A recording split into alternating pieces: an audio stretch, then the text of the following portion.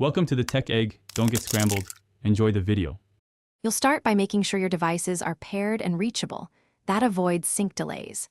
Open the Watch app on your iPhone and tap My Watch. Once there, scroll to the section managing watch faces or photos, labeled Wallpaper or Photos depending on iOS version. Tap into that setting to see current faces and synced images. This first action gives you direct control over what's stored.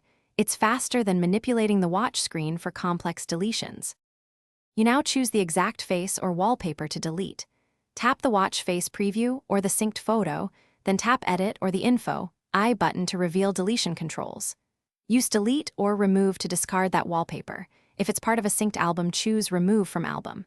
Confirm when prompted so the app applies changes.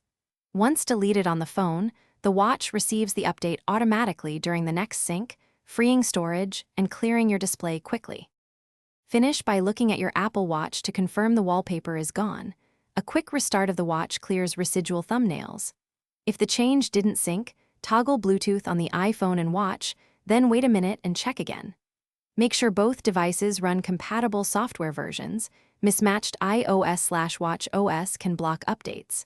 If problems persist, unpair and repair the watch from the Watch app to force a fresh sync. That resolves most stubborn wallpaper issues. Thanks for watching. Consider subscribing if I helped unscramble your problems.